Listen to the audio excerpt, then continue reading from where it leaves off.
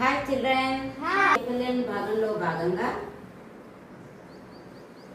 మీకు తీయడము number bonds మీద తయారు చేసుకొచ్చాను.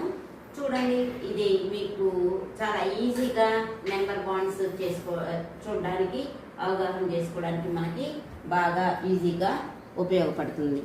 దానికోసమే కాకుండా అంకెలు ఆరోహణ క్రమము అవరోహణ క్రమము కూడా తెలుసుకోవడానికి ఈ టీఎల్ఎం బాగా ఉపయోగపడుతుంది.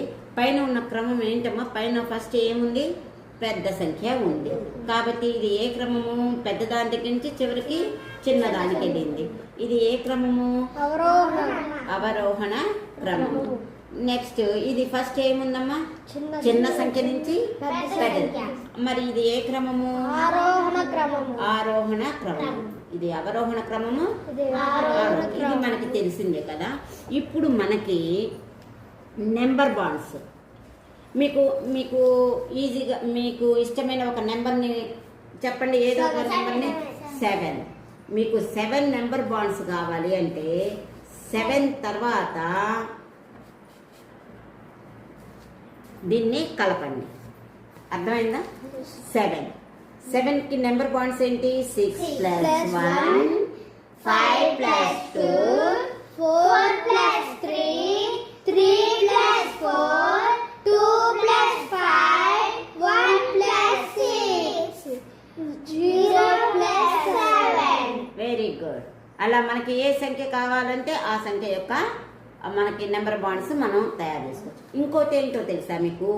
దీంతో మనము అప్పు తీసివేతలు బారోయింగ్ సబ్ట్రాక్షన్స్ చేసేటప్పుడు చాలా ఈజీగా మనం బారో తెచ్చుకుంటే ఎంత అని చెప్తున్నాం మనం?